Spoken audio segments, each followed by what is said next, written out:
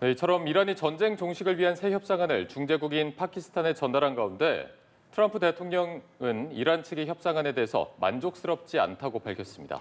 한편 트럼프 행정부는 독일에 주둔하고 있는 미군 병력 약 5천 명 감축을 진행한다고 밝히면서 한국을 포함한 동맹국들의 안보에도 파장이 예상되고 있습니다.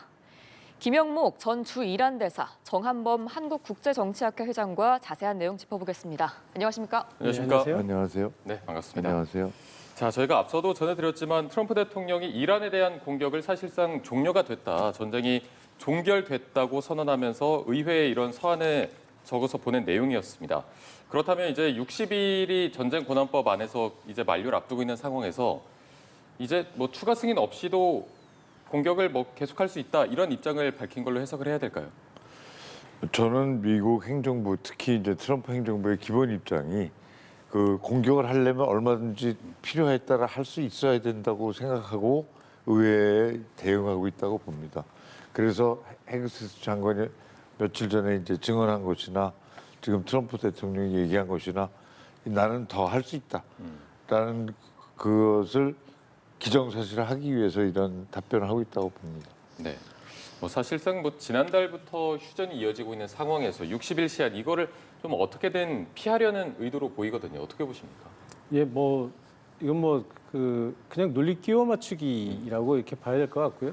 뭐 이런 식의 논리라면 미사일 한 방 쏘고 전쟁 끝났다, 내일 전쟁은 또 새로운 전쟁이다, 이런 식으로 뭐 극단적으로 얘기를 하면 그런 논리도 가능한 거 아니겠습니까? 그러니까 지금 트럼프 대통령은 이미 60일이 이제 지났다라고 하는 이런 이제 위법 논란을 피해가기 위해서 지금 휴전 상태에 있는 이 상황을 마치 이란과의 전쟁이 이미 끝난 것이고 향후에 내가 하는 어떤 군사적인 조치도 그것은 이제 지난번 전쟁과는 다른 새로운 작전이다, 뭐 이런 이제 논리를 세우려고 이렇게 하는 것 같은데요.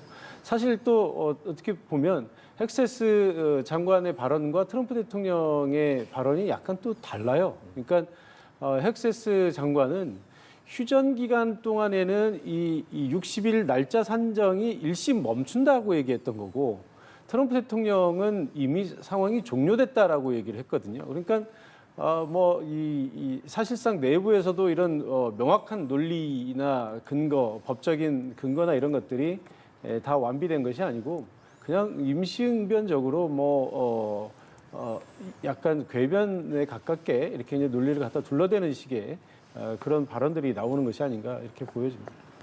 네, 저희가 또 앞서 리포트로 이란이 전쟁 종식을 위한 새로운 협상안을 파키스탄 중재국이 파키스탄을 통해서 전달을 했다라고 전해드렸는데요. 이 전날 이란 외무부 대변인이 전쟁 종식과 또 지속 가능한 평화를 강조하기도 했습니다. 아직까지 이 협상안에 어떤 구체적인 내용이 담겼는지는 공개가 되지 않았는데 어떤 내용이 있을 거라고 생각하세요? 저는 이 제2차 이제 평화안이 전달된다고 이제 이란이 굉장히 딜을 하고 싶어 한다고 트럼프 대통령이 그저께 얘기하는 바람에 네. 많이 올라가던 브렌트 유가하고 WTI 유가가 떨어졌습니다. 그런 효과는 있었지만 어쨌든 그 내용은 뻔한 거죠. 왜냐하면 이란이 지금 모스타파가 며칠 전에 성명을 발표했잖아요. 그 모스타파 성명의 큰 틀에서 벗어나지 않을 거라고 저는 생각했는데 아마도 그랬을 겁니다. 근데 그런 기준으로 본다면 이란이 평화를 얘기한 거는 그 먼저 1차로 우리는 그 휴전이나 종전을 좀 완벽히 하고 그 다음에 가서 핵 문제를 논의하겠다면서 핵 문제를 피했잖아요. 이제 그랬는데 또 이제 그런 기조가 연속이 되고 있습니다. 그러니까 모스타파가 발언한 거를 보면 핵과 미사일 기술을 보존해야 된다. 우리가 얻은 기술을 이렇게 함부로 포기할 수 없다.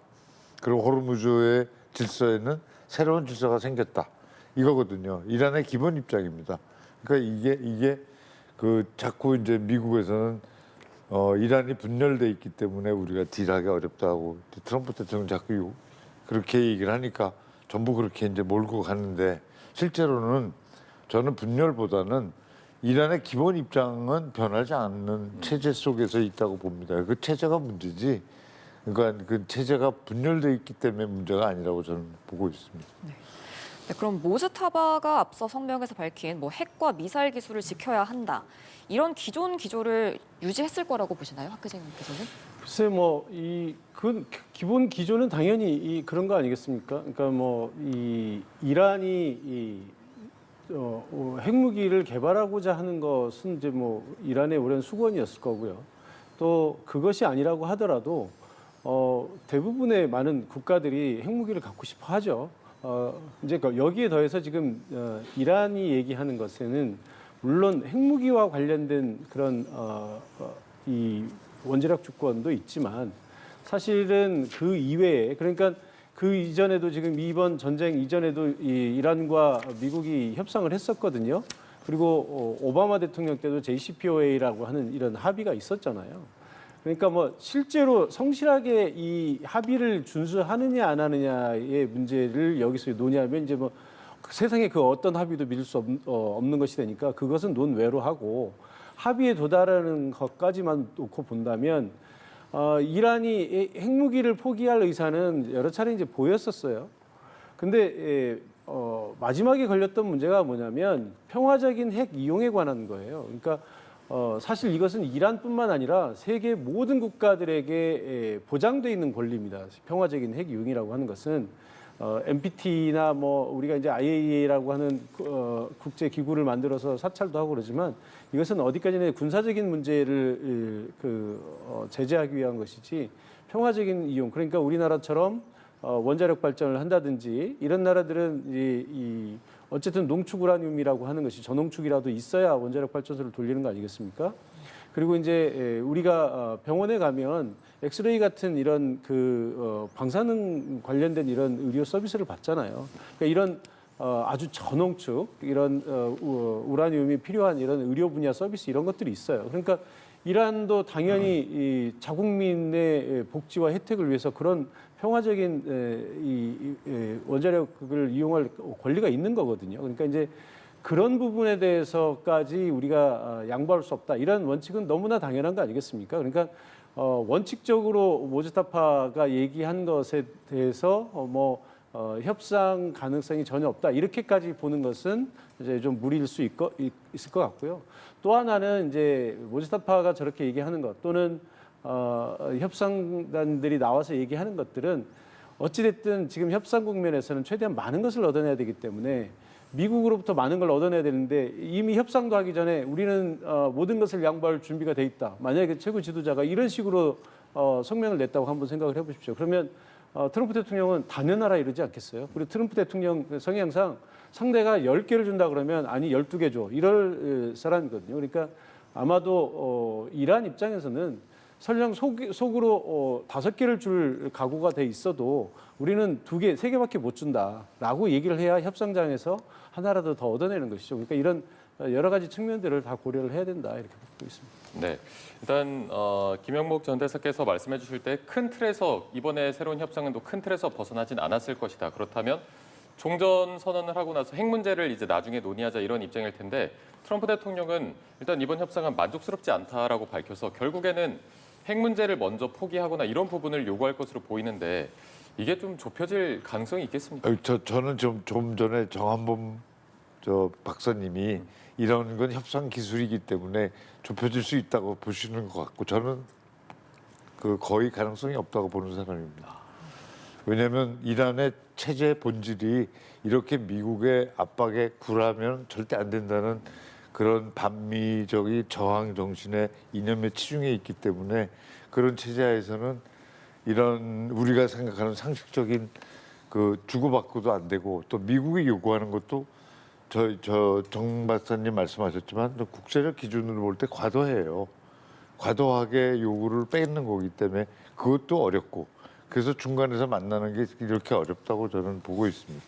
네, 그럼 가능성이 거의 없다면 글쎄요 앞으로 이 협상이 좀 어떻게 진행이 될까요? 협상이 저는 이제 결국 깨지고 어느 정도 이제 오늘 내일 며칠 갈지 모르지만 예. 미국에서는 좀 다른 방식을 생각하지 않을까.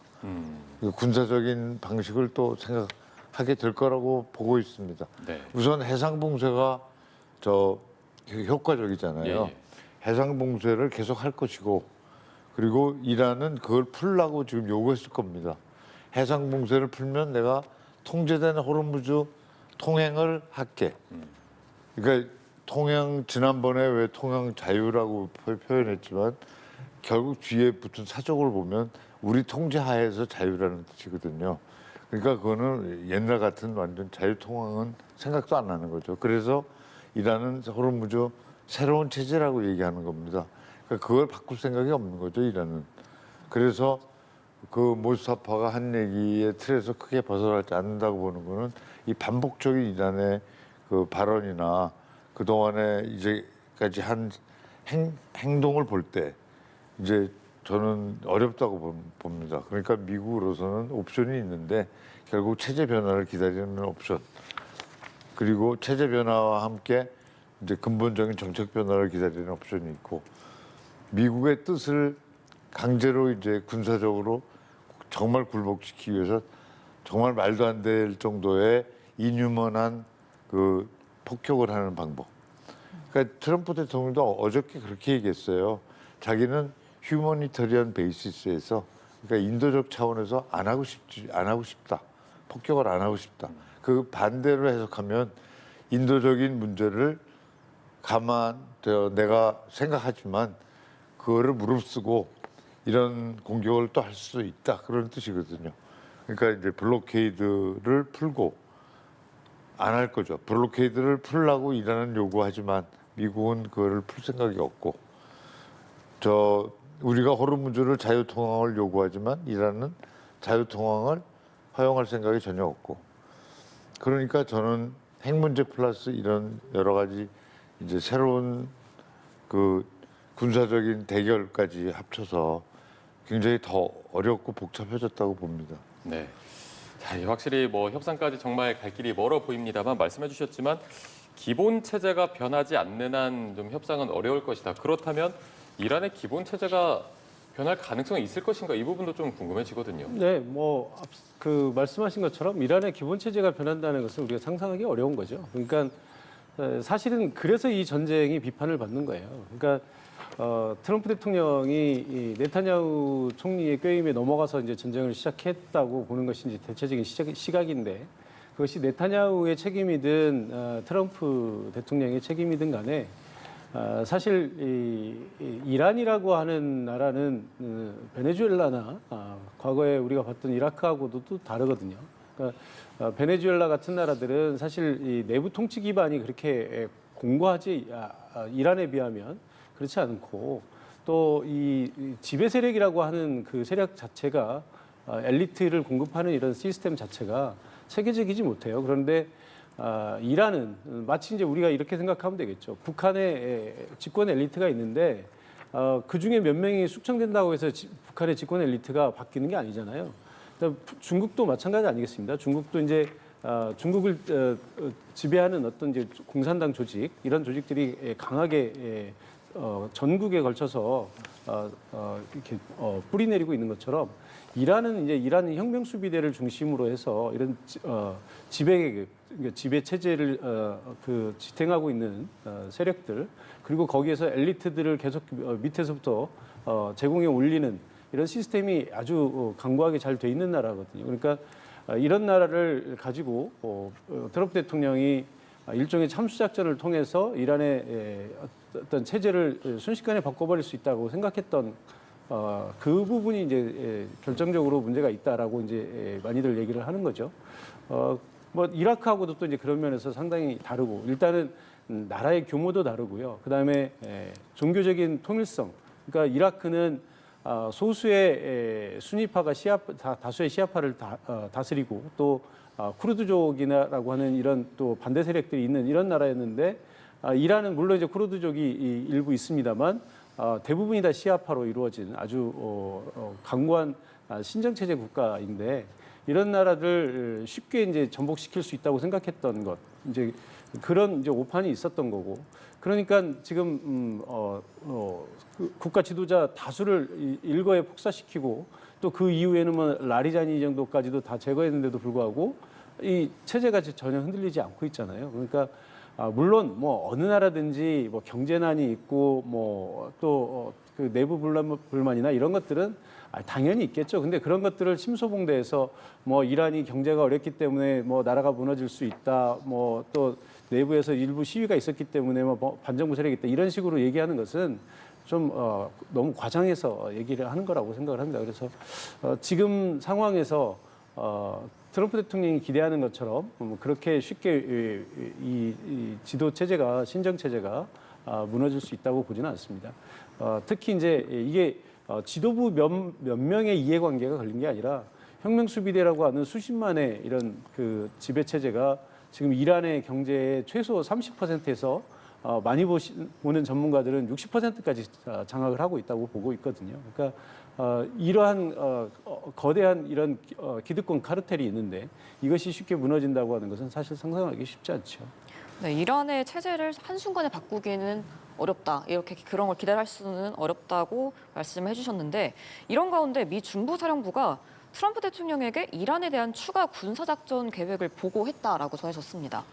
그러면 현재 검토 중인 이 군사 대응 시나리오가 어느 정도로 발전해 있을까요? 글쎄요, 뭐 제가 보기에는 트럼프 대통령의 결단에 달린 문제인 것 같아요. 그러니까 저도 사실 이 처음에 휴전 가기 전에 트럼프 대통령이 디데이를 몇 번씩 바꿔가면서 이건 아주 강한 어조로 최후의 통첩을 했었잖아요. 근데 이제 그것이 물려졌고 또 휴전 기간도 2주를 설정을 했었는데 휴전 기간이 끝나기 전에 이제 대부분 이제 협상이 되거나 아니면 휴전 기간이 끝나면 또 군사 작전을 하는 것이 아니냐 뭐 이런 그 예측들을 했었죠. 근데 이제 뭐 저는 처음부터 휴전 기간이 제대로 지켜지지 않을 것이다. 그리고 계속해서 휴전 연장하고 하면서 새로운 노멀이 이루어질 것이다. 이제 제가 그렇게 예측을 했었는데 지금까지는 현재 그렇게 가고 있습니다. 그러나 이제 이것도 무한정 갈 수는 없으니까 트럼프 대통령이 여기서 이제 어느 정도 결단을 해야 되는 거거든요. 그러면 이제 이런 시스템으로 계속 갈 거냐? 최근에는 또 그런 얘기들도 있었어요. 그러니까 역봉쇄를 하면서 이란이 굉장히 압박감에 시달리니까 이거 의외로 잘 먹히네. 그러니까 군사작전보다 오히려 경제적 제재가 더 잘 먹히네. 그럼 이대로 계속 갈까라고 하는 이제 얘기가 있었는데 사실 거기에 우리가 빠뜨린 것은 뭐냐면 이러한 시스템이 계속 간다라고 하는 시그널이 이 세계에 송출이 되면 지금까지와는 또 다른 경제 위기가 오는 거예요. 그러니까 지금 유가나 이런 것들은 그래도 전쟁 종식이 어느 정도 가시권에 들어왔구나라고 하는 막연하지만 기대감을 갖고 있기 때문에 유가가 요 선에서 지금 횡보하고 있는 것이지 이 시스템이 연말까지 계속 간다 이런 식으로 가게 되면 유가는 또 새로 요동을 또 치면서 또 한 단계 더 업그레이드 될 가능성이 높거든요. 그러면 트럼프 대통령이 지금 생각하는 것과 또 다른 상황이 펼쳐지기 때문에 저는 그게 지속 가능하지 않다고 보고요. 그러면 트럼프 대통령이 빨리 끝내야 될 필요성을 이제 느낄 텐데 11월 중간 선거도 있고 미중 정상회담 뭐 이런 얘기들 다 나왔잖아요. 그러면 지금 상황에서 이제 선택할 수 있는 옵션은 이란이 빨리 합의를 해줘야 되는데 그렇지 않으면 그러면 이제 우리가 초기에 나왔던 여러 시나리오 중에 하나가 그거 아닙니까? 일방적으로 때려놓고 이란을 아주 뭐 초토화 시켜놓고 그리고 내가 승리했다. 그리고 이제 빠져나가는 방법이 있겠죠. 물론 이제 그 상황에서도 뭐 일부 함대를 계속 여기에 잔류시켜서 이란을 경제적으로 어느 정도 봉쇄하는 그런 효과를 보면서 이렇게 갈 수도 있겠습니다만 군사적 옵션이 이제 시간이 지나면 트럼프 대통령이 일종의 출구 전략으로 사용할 가능성은 얼마든지 있다. 다만 지상전 얘기가 나오는데 아주 국지적으로 지상군을 동원한다면 모를까. 지상군을 의미 있게 동원하는 것은 트럼프 대통령에게는 아마 결정적인 정치적 패배를 갖다 안길 가능성이 높습니다. 그리고 이란은 이제 결사항전의 분위기로 들어가서 또 버틴다는 것도 사실은 그런 거거든요. 어떤 마음가짐으로 버티느냐에 따라서 우리가 얼마나 더 버틸 수 있냐가 달라지는 거거든요. 우리가 이렇게 평화로운 시기에 뭐 하루 이틀 굶을 수 있냐? 못 굶죠. 그러나 우리가 전쟁 상황이 된다고 생각해 보세요. 일주일도 굶을 수 있습니다. 그러니까 이란도 지상군이 들어오고 이러면 이제는 뭐 이제 너 죽고 나 죽자의 분위기로 가면 얼마든지 결사항전 할 수 있거든요. 그렇게 되면 우리가 아프가니스탄, 이란, 이라크 이런 데서 봤던 것보다 훨씬 더 처참하게 미국이 고통을 받을 가능성이 높다 이렇게 생각이 듭니다. 네, 뭐 지금 말씀해주신 대로 미국에서는 군사적인 압박도 이어가고 있는 상황이고 앞서도 이제 대사님께서 말씀해주셨지만 호르무즈 해협 역봉쇄로 이제 경제적으로 타격도 주고 있는 상황에서 글쎄요, 이란이 지금 이렇게 압박을 받는 상황에서 대응할 수 있는 수단이 있다면 어떤 게 있겠습니까? 대응할 수 있는 수단은 역시 걸프 지역의 국가들이나 그쪽 시설을 인질로 해서 공격하는 거죠. 그러니까 너희들이 공격하면 나는 여기를 공격할 거야. 과거에 이제 부시 대통령, 아버지 부시 대통령이 사담 후세인을 공격할 때 사담 후세인이 나를 공격하면 내가 이스라엘을 공격하겠다 해서 이스라엘에 미사일을 쐈었어요. 근데 이스라엘이 대응을 했거든요. 참전은 안 했지만 대응을 했습니다. 근데 그때는 별거 아니었는데요. 지금은 걸프 지역에 지금 UAE가 화가 많이 나 있잖아요. UAE나 바레인이나 카타르 같은 조그만 나라들을 엄청나게 괴롭히고 파괴하고 그러면 그 나라들 타격이 오고 에너지 시설이 더 파괴되면서 에너지 유가는 더 오를 수밖에 없죠. 예. 이제 이란에서는 그게 이제 지금 당장에는 그게 보복을 할 수 있는 이제 인질입니다. 사실상. 네, 그리고 트럼프 대통령이 EU산 자동차에 대한 관세를 15%에서 25%로 인상하겠다고 밝혔습니다. 얼마 되지 않았는데 이것과 관련해서 미국이 서유럽 국가들에게 도움을 요청했을 때 도와주지 않은 거에 대한 보복을 하는 것이다라는 평가가 있는데 이 부분은 어떻게 보고 계신가요? 저는 그런 의도가 다분히 있다고 생각을 합니다. 그러니까 뭐 설령 EU 자동차에 대해서 관세를 저렇게 매길 의도가 있다 하더라도 사실 생각해 보면 굳이 이 시점에서 꺼낼 필요는 없는 거거든요. 본인이 지금 이란에서 전쟁을 하고 있는 것이고 또 지금 유가가 인상이 돼서 결국 그 미국 국민들이 많은 고통을 받고 있잖아요. 근데 관세 인상이라고 하는 것이 한번 다시 들여다보면 우리는 이제 관세를 뭐 그냥 수출하는 국가에 대한 불이익이라고만 단순히 이제 생각하기 쉬운데 사실 이걸 엄밀히 자세히 들여다보면 관세는 그 수출하는 수출업자가 내는 게 아니에요. 관세는 그것을 사는 소비자가 내는 거거든요. 그럼 이 관세를 누가 내는 겁니까? 미국 국민들이 내는 거거든요. 그러니까 이걸 다시 또 뒤집어서 얘기를 해보면 결국 미국 국민들에게 세금 더 많이 걷고 미국 국민들에게 지출을 더 많이 강요하는 거거든요. 그렇지 않아도 지금 이게 에너지 가격이 올라가지고 미국의 전체적으로 물가 인상이 되고 트럼프 대통령이 그것으로 인해서 정치적으로 공경에 본인이 빠져 있는데 여기서 관세를 올린다라는 것은 결국 물가를 더 올리겠다는 얘기가 되는 거잖아요. 그럼 미국의 경제를 더 침체시키겠다는 얘기가 되는 것이고.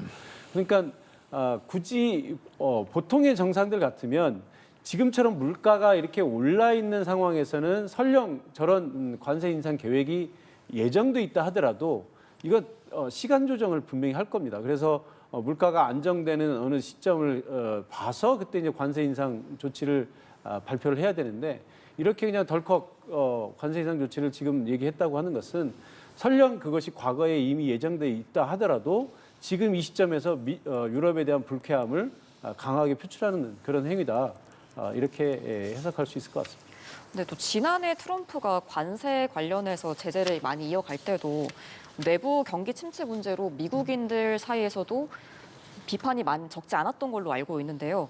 대사님께서는 앞으로 트럼프가 관련해서 관세를 가지고 제재를 이어갈 수 있을 거라고 보시나요?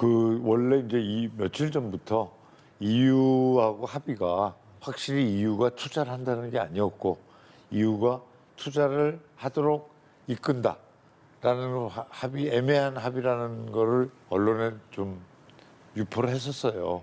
그래서 EU하고 합의에 대해서 조금 다른 또 얘기를 하겠구나라고 예측을 할 수 있었는데 지금 독일에 대한 그 불만을 많이 표시했잖아요. 예. 그러면서 EU 차라고 하지만 사실 EU 차의 대부분은 독일산 차거든요. 벤츠나 뭐 폭스바겐 이런 것들인데 이제 그런 것들이 주 타겟이 되는 거죠. 그러니까 지금 교수님 말씀대로 결국은 만약에 다 사면 그걸 소비자가 부담하지만 그만큼 덜 살 거 아닙니까? 그러면 이제 파는 쪽에서 덜 팔게 된다는 그거를 노리는 거죠. 그러니까 좀 재밌는 게 찰스 국왕이 왔다 간다 하면은 영국에 대한 위스키 관세를 내렸어요. 철회를 했어요. 그런데 반대로 그 다음 날 EU 독일 차에 대해서는 관세를 더 올리는 거예요. 그러니까 이제 이거는 정치적 목적이 다분히 있다고 보여지죠. 그래서 저 앞으로는 그 EU를 더 압박하는 여러 가지를 생각할 거라고 봅니다. 네, 말씀해 주셨지만 뭐 트럼프 대통령 독일에 대한 불만을 계속 표시하고 있던 상황에서 주동미군을 감축하겠다 했었는데 실제로 5천 명의 감축을 진행하고 있다 이런 보도가 나와서 글쎄요 이게 계속해서 유럽연합에 대한 이탈리아나 스페인의 이쪽에서도 실제로 진행될 가능성도 있겠습니까? 저는 그런 가능성이 많다고 봅니다. 특히 스페인에서는 왜냐하면 스페인에 기지를 뒀는데 이번에 못 썼거든요. 그럴 바에는 거기 스페인 기지를 줄이고 영국에다 기지를 더 늘리자 이런 식으로 바뀔 가능성이 있죠. 네. 그렇다면 우리나라나 뭐 일본 등 아시아 국가들에 미칠 영향은 어느 영향이 정도 많죠. 있다고 보십니까? 많다고 우리는 뭐 지금 미국 트럼프 대통령이 한국에 대한 안보는 확고하다 이것만 보도를 하지만 실제로 미국 그 행정부하고 군부에서는 어떻게 하면 주한미군을 최소한 다목적으로 쓸지 다목적 아니면 최소한 줄여서 일본이나 필리핀 같은 데로 재배치를 할까 그런 생각하고 있다고 봅니다. 일본이나 필리핀으로 재배치할 가능성도 필리핀이 있다. 아니더라도 뭐 태평양 이쪽 서태평양 쪽으로 재배치할 가능성이 있다고 봅니다. 글쎄요, 뭐 사실 그간 트럼프 대통령의 행보를 봐왔을 때는 실제로 5천 명이 철수하는 것까지 봐야 확인할 수 있는 상황이긴 하겠지만 이제 뭐 감축도 진행하고 있다라는 보도가 나오고 이탈리아, 스페인에서도 실제로 진행이 된다면 전 세계적으로 이런 미군에 빠지는 현상이 계속 이어지겠습니까? 그러니까 이걸 우리가 단편적으로 얘기하기는 좀 어려울 것 같고요. 여러 가지 측면을 이제 동시에 고려를 해야 되는데 커다란 추세의 측면에서 하나를 봐야 될 것 같고 또 단기적인 어떤 사건에 대응하는 측면을 하나를 봐야 될 것 같은데 트럼프 대통령이 집권한 일기 이후로 미국의 기본적인 기조 자체가 아메리카 퍼스트, 그러니까 미국을 우선하면서 동맹국들에 대한 지원을 줄이자. 그러니까 미국이 왜 동맹국들에게 돈을 써야 되느냐 이런 기조였잖아요. 그래서 사실 뭐 그때부터 주한미군 감축에 대한 얘기는 그때부터도 이미 검토가 됐던 거예요. 뭐 잘 기억하시겠습니다만. 트럼프 대통령이 심지어는 일기 때 그 선거 유세를 하면서 주한미군을 철수하고 거기에 핵무기를 한국과 일본이 핵무장을 하도록 하자 뭐 이런 얘기도 있었거든요. 그러니까 지금 현재 주한미군이 수행하고 있는 대북 억지력이라든지 중국에 대한 견제 이런 것들을 병력으로 하지 않고 핵무장을 통해서 하자 이런 얘기했어요. 사실 그것을 단순히 경제적인 논리로만 바라보면 너무나 당연하고 타당한 얘기 아니겠습니까? 이 많은 병력을 유지하는 것보다는 핵무기 몇 개 갖다 놓으면 훨씬 더 쉽게 억제가 될 것인데 라고 이렇게 생각하는 건 쉽지만 실제로 그렇게 된 건 하나도 없죠. 그러니까 트럼프 정부 자체가 또는 트럼프 정부를 지지하는 마가 세력 자체가 전반적으로 그런 기조를 가지고 있습니다. 심지어 이번 전쟁을 하면서도 벤스 부통령 같은 경우는 전쟁에 반대했다는 거잖아요. 그러니까 마가 세력의 어떤 본류는 이런 전쟁을 반대했던 것이고 트럼프 대통령은 사실 이번 전쟁이 뭐 마가의 어떤 정책 기조나 이런 데서 시작한 것이 아니라 개인적인 판단에 의해서 했다고 많이들 이렇게 보고 있거든요. 그러니까 지금 상황에서 이 모든 것들을 다 이런 그 기조로만 생각을 하면 당연히 뭐 주한미군이든 주일미군이든 주동미군이든 다 빼는 것이 원래 이제 아메리카 퍼스트라고 하는 마가 세력의 기본 취지에는 맞겠죠.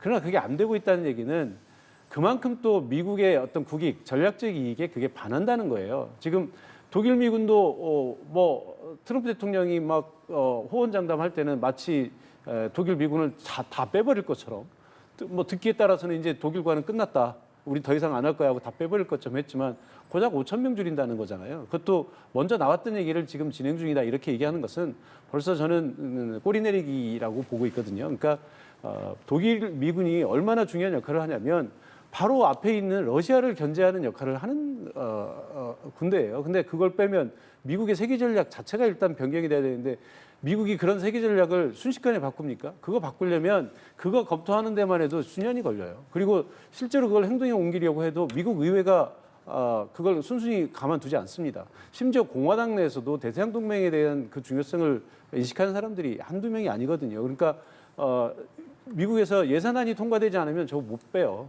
근데 또 주한미군은 또 다른 얘기예요. 주한미군은 지금 미국이 가장 껄끄럽게 생각하는 중국의 부상을 견제하고 있는 거거든요. 그러니까 지금 뭐 미국에서 계속 나오는 얘기가 애초에 우리 주한미군은 북한을 견제하기 위해서 갖다 놨지만 지금 우리는 계속해서 북한을 견제하는 데 계속 쓰자라고 얘기하고 있는 거고 미국은 이제 한국은 스스로 방위력이 되니 이제 혼자서 얼마든지 지킬 수 있는 나라 아니냐. 그런데 왜 우리가 지켜줘야 되느냐. 우리는 이제 좀 전략적 유연성을 발휘해서 우리가 이것을 대만 유사시라든지 아니면 뭐 남중국해나 동중국해의 이런 유사시의 이런 미군을 좀 동원할 수 있는 그런 시스템으로 바꾸겠다. 그러니까 쉽게 얘기하면 중국을 견제하는데 더 많은 주안점을 주겠다고 생각했던 거고요. 심지어는 과거에는 금기시됐던 이런 대중국 견제라는 말들을 이젠 주한미군 사령관이 스스럼 없이 하고 있어요. 그러니까 미국의 외교관들도 그렇게 얘기를 하고 있고. 그러니까 그런 면에서 미국이 주한미군을 단순히 한국이라는 동맹국 하나를 놓고 이 판을 움직이는 것이 아니라 중국 견제라고 하는 커다란 판을 보고 하는 것이거든요. 그러니까 주한미군을 뺀다는 것은 저는 거의 상상하기는 어렵다고 보고요. 다만 그러니까 또 하나는 미국의 국방수권법에 의해서 미국 의회 동의 없이는 절대 못 움직이게 돼 있어요. 그러니까 트럼프 대통령 임기는 앞으로 2년 반 정도 남았지만 사실 11월에 중간선거가 끝나면 트럼프 대통령의 영향력은 사라집니다. 레임덕의 시작이에요. 이제 미국의 국회의원들이 트럼프 대통령의 눈치를 볼 일이 더 이상 없어지는 거예요. 그러니까 트럼프 대통령의 영향력이 그렇게 오래가지 않는다라고 하는 것도 생각을 해야 되는 것이고요. 그러니까 여러 가지 이런 상황들을 고려하면 그렇게 물론 부분적으로 이게 미군이라는 게 순환 배치를 하다 보니까 뭐 나간 군대는 있는데 들어오는 군대가 좀 늦는다든지 일부러 지연시킬 수도 있겠죠. 그건 제가 보기에 일시적인 것이고 예. 그런 일들이 우리 주한미군의 어떤 존재 자체에 영향을 미치지는 않을 것이다 이렇게 보고 있습니다. 네, 뭐 사실 이번 미국 이란 전쟁 사태를 계기로도 그렇고 그 전에도 그렇고 미국의 입장을 보면 그래서 뭔가 본인들한테 마음에 안 들면은 관세 카드 만지작거리고 이번엔 또 이렇게 군사적인 카드도 검토하고 있는 걸 보니까 만약에 미국과 이란의 전쟁이 어느 정도 좀 마무리가 되면 그 이후에 미국과 동맹국들의 관계가 좀 어떤 식으로 재편될 것인가 이것도 궁금하고요. 많이 달라지겠죠. 근데 문제는 그때쯤 되면 이제 트럼프 대통령의 힘이 없어질 가능성이 많은 거죠. 지금으로 보면. 그런데 이제 그 전에 우리는 지금 언제 이게 좀 정상화될 거냐. 이란하고 호르무즈하고 지금 위기가 언제 정상화될 거냐를 다 지켜보고 있잖아요. 그런데 이게 어렵다는 얘기입니다. 그렇게 정상화가 쉽게 될 수가 없는 상황이라는 게 지금 문제입니다. 그리고 제가 지금 오늘 꼭 드리고 싶은 말씀은 포워드 항모가 철수를 해요. 그런데 또 다크 이글을 배치를 요청을 했는데 저는 배치 중이라고 봅니다. 이미 요청했다는 보도가 나온 거는 사실상 실행해놓고 뒤에 나왔을 가능성이 있거든요. 그래서 배치 중이고 배치가 완료되면 극초음속 미사일을 발사할 수 있는데 이 다크 이글이 미국의 최첨단 미사일을 할 수 있습니다. 극초음속인데 그 음속의 5배 미사일이고 이거는 요격하기가 굉장히 어려운 미사일입니다. 근데 이걸 쓰면 다른 나라도 이제 극초음속을 더 개발하거나 배치하거나 그걸 쓰게 되거든요. 그러니까 이 전쟁의 에스컬레이션이 심해지는 겁니다. 그래서 저는 이거를 이제 쓸 가능성이 있는데 쓰게 되면 이제 굉장히 큰 파장이 올 것이다라고 걱정을 하고 있고 러시아 쪽에서는 또 핵 전쟁이 없다고 왜 생각하느냐 이렇게 메드베프가 얘기했잖아요. 근데 이런 식으로 국제 질서가 막 이제 에스컬레이션되고 그게 이제 우려되는 상황이고 그다음에 포드 항모가 철수했으니까 혹시 미군이 뭐 작전하지 않지 않을까라고 생각하고 있을 텐데 저는 포드 항모는 지난번도 수리하러 나갔었다가 다시 돌아왔는데 아직도 문제가 있어서 철수한다고 봅니다. 근데 그렇다고 해서 포드 항모가 철수한다 그래서 군사적 옵션을 지금 배제하고 뭐 대화만 하겠다, 봉쇄만 하겠다 이러지는 않을 거라고 봅니다. 그러니까 조금 전에 교수님 말씀하신 대로 미국의 군사 작전을 크게 하고 크게 한 다음에 그다음에 이란 너희들 어떻게 됐어? 너희들 이제 다시 가져와봐 이렇게 하면서 봉쇄까지 하면서 이란이 아주 지쳐서 이제 거의 기진맥진해서 항복할 때까지 기다리지 않을까. 근데 그 시기가 굉장히 길어질 거라고 봅니다. 예. 그러니까 트럼프 대통령으로서는 어떻게 보면 큰 도박이고 어떻게 보면 자기가 큰 소명을 하고 있다고 생각할 수도 있습니다. 본인은 어떻게 우리가 본인의 그 생각을 짚어볼 수는 없지만 저는 뭐 우리가 볼 때는 도박이고 본인은 소명이라고 생각하고 그래서 중간 선거에 지구 말고를 떠나서 나는 이거는 내가 하겠다 이런 식으로 생각하고 있을 가능성도 있다고 생각합니다. 네, 또 이 2달여 동안 미국과 이란 양국 모두 전쟁에 정말 막대한 비용을 지출하고 있는데 미 국방부가 최근에 이 전쟁 비용 추산을 발표를 했습니다. 이란과의 전쟁에 쓴 비용이 현재까지 250억 달러다. 우리 돈으로 37조 원 정도다라고 밝혔는데 이와 관련해서 이란은 또 다른 이야기를 했거든요. 아라가치 이란 외무장관이 미국이 네타냐후의 도박에 1,000억 달러, 우리 돈으로 147조 원의 손실을 보고 거짓말을 하고 있다라고 말을 했습니다. 이 양국의 추산이 왜 이렇게 다른 걸까요? 글쎄 이런 식의 논쟁은 사실은 뭐 여기에만 있는 게 아니라 뭐 국내 정치에서도 항상 나오고 뭐 여야 간에 논쟁을 할 때도 누구는 이렇게 얘기하고 누구는 이렇게 얘기하고 다 사실 여기에 관련된 비용들을 어디까지 추산할 거냐의 어떤 그 시각에 따라 달려 있는 거거든요. 지금 전쟁을 예를 들어서 미국에서 얘기한 것도 이 전쟁 개시 일자로부터 언제까지를 추산해서 발표했는지 뭐 등등 이런 것들도 다 다른 거고 오늘도 지금 항모가 계속 운영되고 있는 거잖아요. 항모가 계속 운영되면서 뭔가 작전들을 소규모지만 하고 있는 것이고 이런 것들까지 다 추산하면 오늘도 계속해서 늘어나고 있는 것이고 그러니까 이 정확한 추산이 되기 위해서는 이제 전쟁이 다 끝난 다음에 다 해야 되겠죠. 그런데 이런 것들이 있을 것 같아요. 그러니까 여기에 직접 비용만 얘기를 하느냐 아니면 간접 비용까지 포함을 하느냐.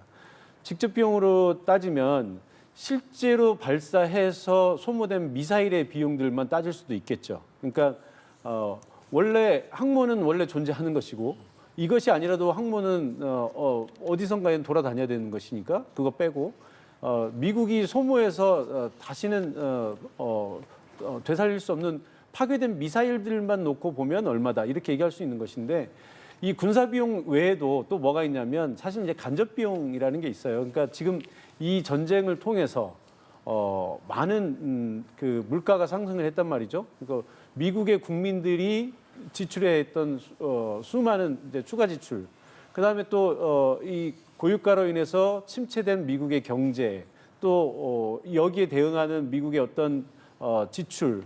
미국 정부의 지출, 우리 정부만 하더라도 예를 들어서 고유가 지원금 이런 게 지금 나가고 있잖아요. 그러니까 세계 모든 나라들이 이런 식으로 다 대응을 하고 있을 건데 미국 정부도 틀림없이 보이지 않게 이런 대응들이 있을 거란 말이에요. 그러니까 이런 것들에 대해서 어떻게 추산을 할 것이냐. 그러니까 이란 외무부 장관은 아마 그런 것까지 최대한 많이 포함을 해서 얘기를 했을 것 같고 미국의 대통령은 그것을 최소한 축소시켜서 얘기하려고 이렇게 할 것 같고요. 그래서 이런 모든 것들은 사실 전쟁이 끝나봐야 정확한 추산이 나올 것이다 이렇게 생각이 듭니다. 네, 알겠습니다. 오늘 중동 상황은 여기까지 들어보도록 하겠습니다. 지금까지 김영목 전 주이란 대사, 정한범 한국국제정치학회 회장 두 분과 함께했습니다. 오늘 말씀 고맙습니다. 고맙습니다.